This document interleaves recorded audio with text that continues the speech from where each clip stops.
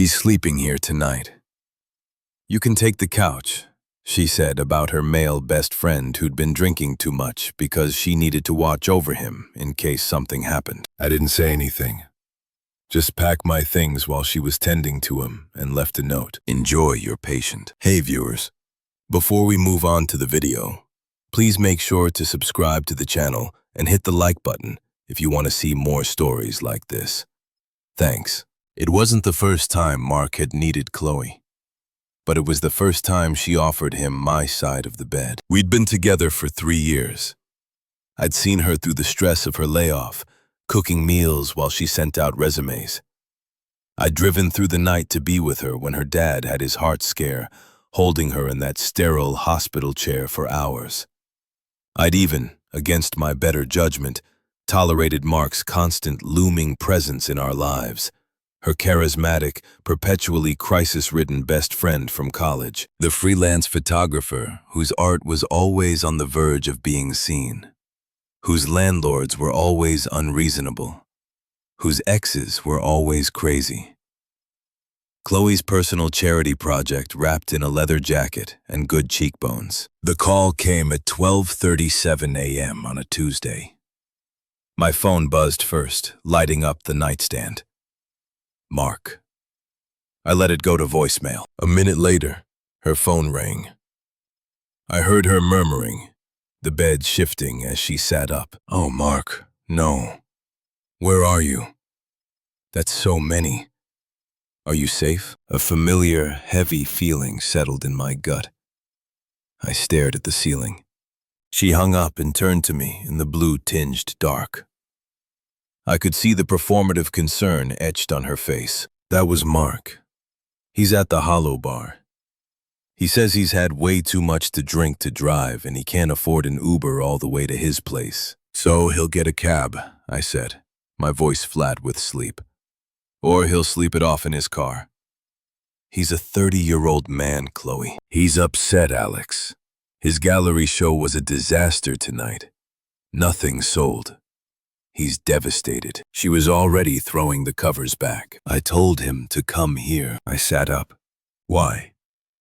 Because he needs a friend. He can't be alone right now. He can sleep on the couch, I said. The line we'd established and held for 2 years. She was out of bed now, pulling an extra pillow and the gray fleece blanket from the linen closet. She didn't look at me. It's not good for him to be on the couch. He needs proper rest. He's emotionally fragile. A cold clarity began to cut through the fog of annoyance. Where is he supposed to sleep? Then she finally met my eyes, clutching the pillow to her chest like a shield. He's sleeping here tonight. You can take the couch. The words hung in the air. Absurd and offensive. I actually let out a short, disbelieving laugh. You are joking. Don't be heartless. He needs someone to watch over him in case something happens. What if he gets sick? What if he has an anxiety attack? You know how he gets. Watch over him in our bed. The emphasis on "our" felt pathetic even as I said it. It's not like that, Alex. She rolled her eyes, the ultimate dismissal. God, why are you always so insecure about him? If you really loved me, you'd understand. I'm just being a good friend. He has no one else. There it was. The twisted logic. My boundary was insecurity. My discomfort was a failure of love. Her prioritization of another man was noble compassion. And if you really loved me, I said, my voice quieter now, dangerously calm, you wouldn't ask me to leave my own bed for another man. She stiffened. The mask of concern flickered, revealing a flash of impatience, a frustration that I wasn't playing my assigned role in her drama. I'm not asking you to leave your bed. I'm asking you to be understanding for one night, to help someone who's hurting. But I guess that's too much for you. She turned toward the bedroom door, ready to go wait for her wounded bird in the living room. Well, I am asking. So, what's it going to be? I didn't answer. I just watched her go. The front door opened 20 minutes later. I heard his slurred voice, overly loud, and her shushing him, a giggle in her tone that was never there for my rough days. I heard the shuffle of feet, the thump of a bag. I stood in the shadow of our bedroom doorway. The scene in the living room was a sickening tableau. Mark was slumped in the armchair, looking the perfect picture of tragic artistry.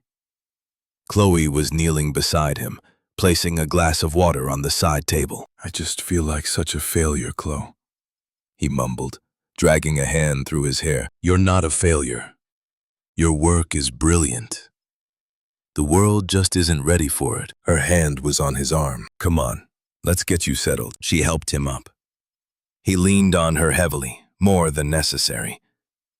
As they moved toward the hallway, toward our bedroom, his eyes drifted over her shoulder and met mine in the dim light. There was no drunken haze in that look. It was clear, sharp, and brimming with triumph. A quick, almost imperceptible smirk touched his lips before he let his head back onto her shoulder. She led him into the bedroom, her voice a soft murmur. I stayed in the doorway. She guided him to my side of the bed, the side I slept on, where my book sat on the nightstand. He collapsed onto it with a sigh. She bent over, pulling the comforter up to his chin with a tenderness I recognized. "Try to sleep, okay?" she whispered. "You'll stay." His voice was a pathetic mumble. "I'll be right here. I'm just going to get a damp cloth for your forehead. You're a little warm." She brushed his hair back. Then she turned and finally saw me standing there. Her expression didn't change to guilt or apology. It hardened into defiance. A silent sea. This is what a good person does. She walked past me without a word, headed for the bathroom. The message was clear. The decision was made. I could either go sleep on the couch in my own home, accepting my demotion, or I could make a scene. I finally understood. This wasn't about Mark. This was my final exam. A test of how much disrespect I would package as love, how small I was willing to become to fit into the life she was building, where she was the saintly heroine, and I was the loyal, faceless supporter. And Mark was the perpetual damsel in distress, a role that guaranteed him her undivided attention forever. She returned with the cloth, her focus entirely on her patient. I turned and walked away. The couch held no appeal. The idea of lying there listening to the silence of my own bedroom where she tended to another man was a special kind of humiliation I refused to volunteer for. A strange electric calm settled over me. The noise of betrayal in my head just stopped, replaced by a silent, operational clarity. The debate was over. She had shown me the door. I just decided to walk further than she intended. I went to the hall closet and pulled out my travel suitcase, the one we'd used for a weekend in Vermont 8 months ago. I wheeled it into the spare room/off, the door clicking shut softly behind me. I worked with the efficiency of a surgeon. First, the essentials. Passport, social security card, the title to my car, my laptop and charger. Then, from our shared desk, the folder with my stock statements and the paperwork for the retirement account I'd started alone before her. I took only what was mine. In the bedroom, I moved quietly. They were both asleep. Mark was sprawled diagonally across the bed, snoring softly. Chloe was curled in a chair she'd pulled up to the bedside, her head resting on her arms on the mattress, one hand still near his shoulder. A sentinel. It would have been touching if it wasn't my life. I opened my dresser drawers. I took jeans, t-shirts, socks, underwear. I left the expensive sweater she bought me for my birthday. It never fit right anyway. I left the silly novelty socks from our first Christmas. I left everything that was an US item. From the bathroom, I took my toothbrush, razor, a single towel. I left the cologne she liked on me. Every movement was deliberate, quiet. There was no rage in it, no sorrow. It was a logistical problem I was solving. The emotional divorce had happened the moment she'd issued her ultimatum. This was just the physical settlement. The last thing I packed was from the top shelf of the closet. A small, locked, fireproof box. Inside were my grandfather's watch and the few old letters from my brother deployed overseas. Things that mattered to me long before Chloe. I zipped the suitcase closed. I took one last look around the room at the man in my bed, at the woman keeping watch over him. I felt nothing. Not even anger. Just a vast, empty space where my love for her used to be. In the kitchen, the note. I found the pin she always hated. A cheap plastic bank promo with a stubborn click on the counter next to the fruit bowl she'd picked out at a flea market. I laid a single sheet of plain paper. I didn't write a novel. I didn't explain my reasoning. She knew. I didn't express hurt. She wouldn't care. I didn't say goodbye. That sentiment had expired. 2 lines. That's all. Enjoy your patient. Don't contact me. I set the pin down squarely on top of the note. Final. A period. I wheeled my suitcase to the door, slipped on my shoes, and took my winter coat from the hook. My keys were in the bowl. I separated my car key from the ring that held my key to this apartment. I left her key there in the bowl. It made a faint, metallic ping as it landed. I opened the door. The cold night air rushed in, clean and bracing. I didn't look back. I stepped into the hallway, pulling the door shut behind me. The latch clicked with a soft, definitive sound. In the silent underground parking garage, I loaded my suitcase into the trunk. I got into the driver's seat, started the car. Only then did I pull out my phone. I opened my messaging app. My best friend, Jake. I typed 3 sentences. It's over. Need the couch for a few days.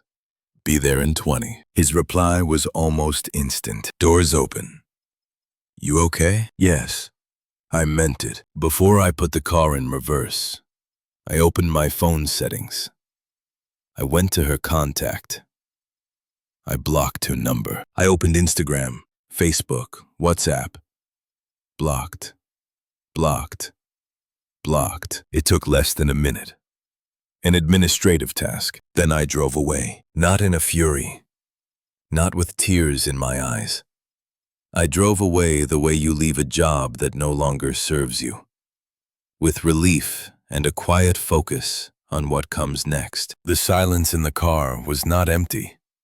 It was full of possibility. Jake's couch was a sagging corduroy monster that smelled faintly of stale beer and dog.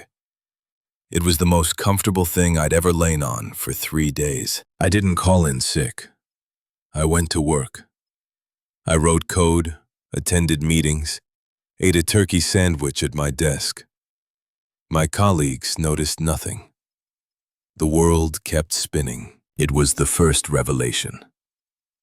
My heart could be a crater, and my hands could still type functional, elegant lines of Python. Life was compartmentalized in a way I'd never appreciated. I didn't explain much to Jake. The first night over a beer he shoved into my hand. I just said she chose, so I left. He'd known about Mark. His face darkened. The fuck did she do, Alex? It doesn't matter, I said. And I meant it. Narrating the injury felt like giving it power, letting it out of the sealed container I'd built for it in my mind. It's done. He clinked his bottle against mine. Okay, couch is yours as long as you need. The silence at Jake was different. It wasn't the tense, waiting silence of the apartment in the weeks leading up to the night where I'd walk on eggshells, wondering when the next Mark emergency would derail our plans. This was a neutral silence, a blank canvas. It was mine. My phone was a brick. No notifications except work emails and Jake asking if I wanted pizza. I blocked her everywhere. But the digital umbilical cord had phantom limbs. I'd catch myself glancing at it, a muscle memory of anxiety, waiting for the text that would apologize, or more likely demand something. The app Jake became my reluctant newsfeed. On the fourth morning, he slid his phone across the breakfast bar. She's texting me now. I looked a screenshot of a message from Chloe to him. Jake, is Alex with you? Please tell him to call me. This is ridiculous. I pushed the phone back. You don't have to be the middleman. Tell her whatever you want. I told her you were alive, and that was all she needed to know. He paused. She wrote back. He's really going to throw away 3 years over one misunderstanding. A misunderstanding. The word was so deliberately small, so insultingly reductive. It reframed her calculated choice and my final boundary as a simple miscommunication. I felt nothing but a mild, distant contempt. Don't answer, I said. Mark left this morning. Are you happy now? Can we please talk like adults? Then that evening, I'm not going to beg, Alex. But you're being childish. Come home so we can talk this out. You're blowing this way out of proportion. Each message was a masterpiece of non-apology.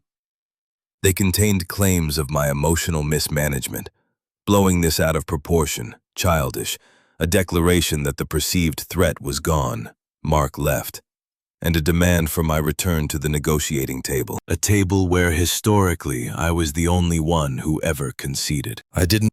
He was right. There was no war. I'd surrendered the field. I had no interest in the territory anymore. The next week, I used my lunch break to find an apartment, a modern, sterile studio in a building with a gym and a concierge. It had no history. No memories in the walls. I signed the 12-month lease. When the property manager asked why I was moving, I said, for a change of scenery. It was the truth. I moved in with a suitcase, an air mattress, and a single chair. The emptiness was luxurious. I began to rebuild a routine that had nothing to do with her. I joined a climbing gym downtown. The physical exertion was a pure, mind-clearing burn. I reconnected with 2 friends from college I'd slowly drifted from because Chloe always found them a bit immature. We went to a trivia night and came in dead last, laughing the whole time. Jake kept me updated, his reports becoming a morbid comedy. A mutual friend, Sarah, ran into Chloe and Mark at a bougie brunch place. She said they were cozy, Jake relayed, making air quotes like sharing pancakes cozy. Chloe posted an Instagram a few days later. He showed me a picture of them on a rocky hiking trail the city sprawled below. Chloe was in expensive new athletic wear, beaming. Mark was behind her, his hands on her shoulders, looking into the camera with a smoldering intensity. I'm sure he practiced the caption. When you find someone who finally appreciates your adventurous side. Sunrise over mountains. Hashtag new beginnings. Hashtag no settling. I stared at it. The hashtag no settling was the dagger. The public branding of our entire relationship as her settling. The narrative was clear, stable, reliable. Alex was the boring, safe compromise. Crisis-written freeloading. Mark was the adventure. I thought of the 2 vacations we'd canceled because Mark had a creative meltdown and needed Chloe. I remembered the countless weekends spent listening to his problems over expensive cocktails I usually paid for. The old me would have felt a hot lance of jealousy, of inadequacy. The new me felt a profound, almost pitying understanding. She wasn't choosing a better man. She was choosing a better story. One where she was the exciting savior, not the partner in a quiet, equal life. The climb to that mountain vista probably ended with her driving, paying for the gas, and listening to him complain about his blisters. I handed the phone back to Jake. Good for them. You're not mad. What's the point? I said, she's someone I used to know. Her Instagram captions aren't my concern. That was the second revelation. Indifference isn't an emotion you feel. It's the absence of all the others. It's silence. The karma didn't arrive with thunderclaps. It trickled in, quiet and inevitable. like water finding cracks in a foundation. It was a Tuesday evening, about 3 weeks after I'd left. I was assembling a flat-pack bookshelf for my new apartment, a screwdriver in my hand, a podcast playing softly in the background. My phone buzzed on the floor. Jake. I put it on speaker. Hey, what's up? His voice was a mix of shock and grim satisfaction. You are not going to believe this. Sarah just called me. Mark got arrested. I paused, the screwdriver hovering. Go on. Petty theft. Apparently, he walked out of a high-end camera store downtown with a lens worth like $2,000 tucked in his jacket. The security footage was crystal clear. Idiot didn't even wear a hat. I went back to turning the screw. Huh? That's not all. Jake continued, his excitement growing. When the cops looked into him, it opened a whole thing. The guy's got debts everywhere. He's been borrowing money from like 5 different people with the same sob story. Funds are tied up, waiting for a big client payout. Your girl Chloe loaned him $3,000 last week for new portfolio equipment. I felt a cold, clear click of understanding. The new hiking gear, the fancy brunches. It wasn't a grand chapter. It was the same old grift. And now, she was the mark. Sarah said it gets messier, Jake said. One of the other people he borrowed from is a woman he'd been seeing for months, some graphic designer. She thought they were exclusive. She found out about Chloe and lost her mind. She's the one who apparently tipped off the camera store manager saying to watch Mark because he was a con artist. The pieces assembled themselves into a pathetic, obvious picture. The perpetual victim playing multiple saviors against each other. How's Chloe taking it? I asked, my voice devoid of any inflection. I was asking for data, not out of concern. According to Sarah, she's a wreck. Embarrassed, humiliated, and out $3,000 she probably doesn't have. Her friend group is fracturing.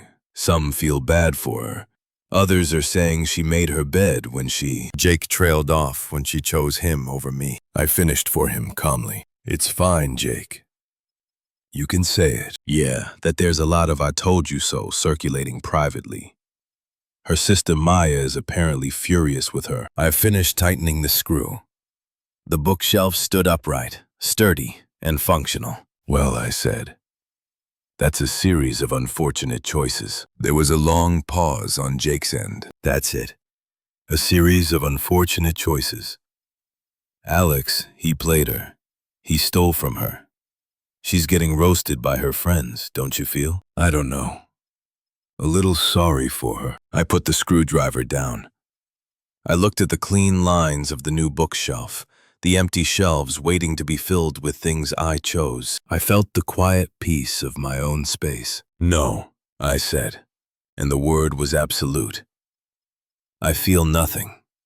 And that's the point, Jake. If I felt sorry for her, it would mean I was still connected to her drama. I'm not. Her consequences are the direct result of her decisions. She saw a wounded artist. I saw a user. She called my judgment insecurity. Now she's out $3,000 and her reputation. My sympathy wouldn't pay her back or fix her friends. It would just be noise. Jake was silent for a moment. Fuck.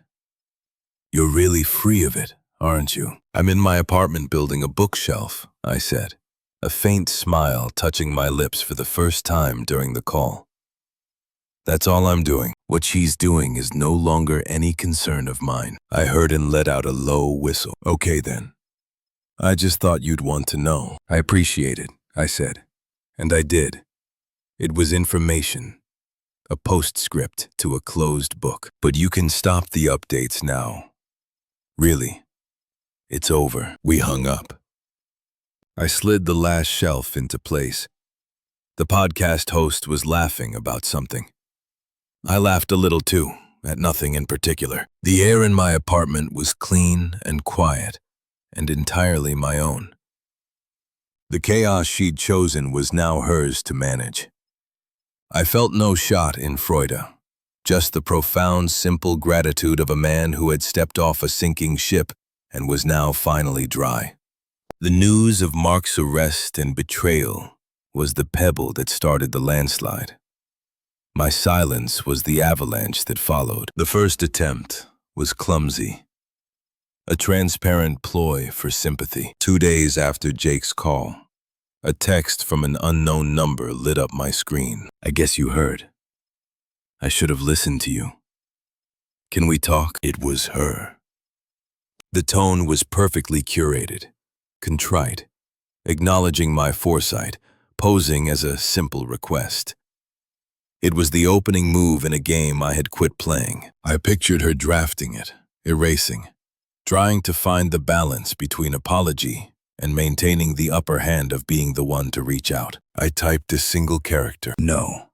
I then blocked the number. The entire exchange took 8 seconds. The second attempt involved a proxy. 3 days later, my desk phone at work rang. The receptionist said, "Line 2 for you, Alex. It's Amaya, Chloe's older sister." The sensible one who'd once told me at a barbecue I was too good for the drama. Now she was drafted into the drama. I picked up. "This is Alex." "Alex." "Hi, it's Maya." Her voice was strained, trying for warm and landing on nervous. "Listen, I know this is awkward. I wouldn't call you at work, but Chloe's really hurting." I said nothing. The silence forced her to fill it. "This thing with Mark, it's bad. He was a user, and she sees that now. Clearly, she feels awful. She misses you. She realizes what she had." A pause. "Can't you find it in your heart to forgive her? People make mistakes." I leaned back in my chair, looking out at the city skyline. I used my professional client meeting voice. "Maya, I appreciate you calling. I have no ill will toward Chloe. I wish her no harm. But I'm not part of her life anymore, and I have no interest in rejoining it. Please wish her well for me." "Alex, wait," she started.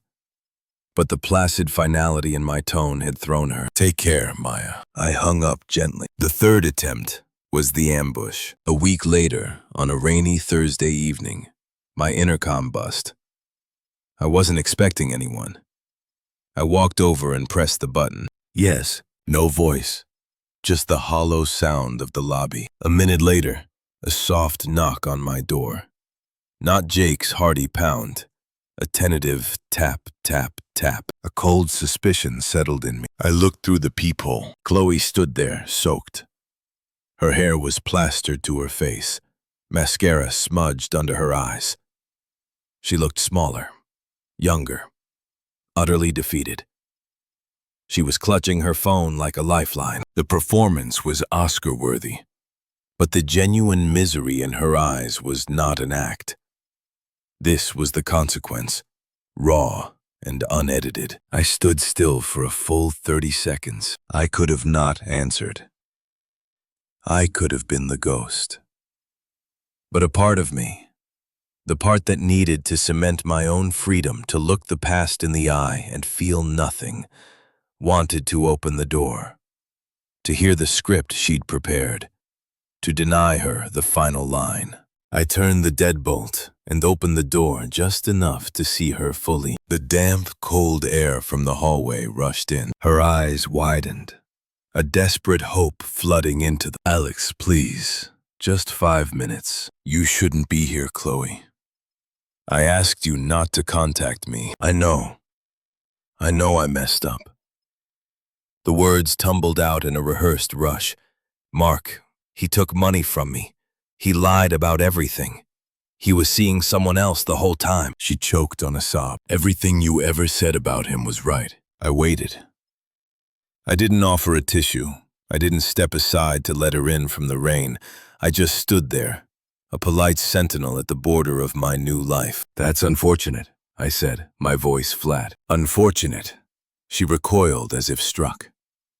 The victim's script was faltering. "That's all you have to say?" "He stole from me, Alex. I'm out $3,000. My friends are laughing at me." "You should file a police report." I said, offering the logical, impersonal solution. It's a matter for the authorities. Her face crumpled. The anger was swallowed by a more frantic need. I don't want a police report. I want you. I want us back. I see it all now. I was blind. I took you for granted. There is no us, Chloe. I said the words clean and surgical. There hasn't been for over 2 months. The finality of the time frame. The specific accounting of the days since her choice seemed to shock her. She'd been living in the dramatic whirlwind of her own crisis. I'd been living a calm, forward-roving life. You don't love me anymore, she whispered. The ultimate manipulative question. A question designed to trigger a chivalrous denial, to pull a man back into the familiar role of comforter. I met her gaze. There was no cruelty in my eyes, but there was no softness either. Just truth. My feelings are no longer your concern. Our relationship ended the moment you asked me to vacate my bed for him. Goodbye, Chloe. I began to close the door. Wait. She shoved her hand against it. The desperation turned sharp, ugly. So that's it. After 3 years, I get a fucking goodbye in a hallway. You're just as cold as everyone said you were. I stopped. The door still ajar. I didn't rise to the insult. I simply gave her one last measured look. Then it should be a relief that you're free of me. File the report, Chloe. Take care of yourself. This time, I closed the door completely. I heard a muffled sob, then the sound of her heels retreating down the hall. Faster now. The click of the lock was louder than the rain. I walked back to my couch. My heart rate hadn't spiked. My hands weren't shaking. I felt a profound, weary clarity. The chapter wasn't just closed. The book had been pulped. The text that came to a new, soon-to-be block number an hour later confirmed it. When the heartbroken victim act failed, the true colors bled through. Fine. Be that way. You were always cold anyway, emotionally stunted. You're just like Mark. You use people, and when they need you, you just walk away. I hope your new life is as lonely as you are. I read them with the detached interest of a linguist studying a dead language, the grammar of blame, the vocabulary of a person who could never, ever be at fault. I deleted the thread and blocked the number without replying. The silence that returned was sweeter than before. The final thread was snipped 8 weeks after I'd left, in the most mundane of places, a coffee shop 3 blocks from our old apartment. I'd stopped going there for months, but my new barista had called in sick and I had a report to finish. I was in the corner, headphones on, typing away. The familiar smell of roasted beans and the low hum of conversation were just background noise. I didn't see her come in. I felt a presence hovering near my table and looked up. Chloe was standing there holding a chai latte. She was with a friend I vaguely recognized. One of the ones from the brunch and complaints brigade. The friend hung back near the condiment station, pretending to be fascinated by the sugar packets. Chloe looked tired. Not theatrically disheveled like at my door, but worn thin. The light was gone. She was just a woman in a coffee shop. She managed a weak smile. Alex, you look good. I pulled one headphone away, resting it on my ear. Thank you, I said. The way you thank a stranger who holds a door. An awkward pause stretched. Her friend was watching like it was a tennis match. I'm moving, she blurted out as if sharing big news. Can't afford the apartment alone. Mark. He cleaned out my savings. She said his name like it was a rotten taste in her mouth, but there was also a hint of a plea. See what he did to me? See how I've suffered? I took a sip of my coffee. It was perfectly cooled. I'm sorry to hear about your financial situation. The phrase was professional, the same one I'd used with a colleague who lost a client. It held sympathy in its dictionary definition, but none in its delivery. Her face fell. The script was failing again. She'd offered her tragedy, and I'd given her a customer service response. That's it. Her voice cracked. a mix of hurt and rising anger. After 3 years. Sorry about your financial situation, Chloe, I said, my voice calm and low, forcing her to lean in slightly to hear, breaking the illusion of a public scene. That chapter is closed. I've moved on. I suggest you do the same. Dwelling isn't healthy. Moved on. Her eyes scanned me, then darted around as if looking for evidence with someone else. The question was pure, undiluted possession. I almost smiled. It was the wrong question. The irrelevant question. Whether I'm alone or with someone is irrelevant to us. What matters is, I'm at peace. And you, I said, my gaze steady and final, are not my responsibility. Not your feelings, not your finances, not your recovery. She stared. Her lips parted. The truth was a pill she couldn't swallow. I was not her backup plan. I was not her audience for repentance. I was a closed door. You never loved me, did you? She whispered. The last weapon in her arsenal, designed to wound. I didn't flinch. I gave her the honest, devastating answer. I did more than you understood. But love requires respect.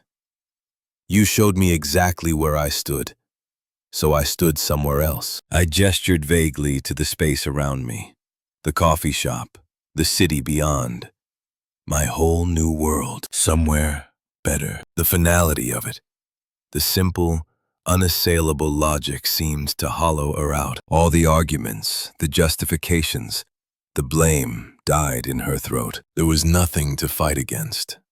Because I wasn't fighting. I was just stating facts. I saw the moment she truly understood. Her shoulders slumped.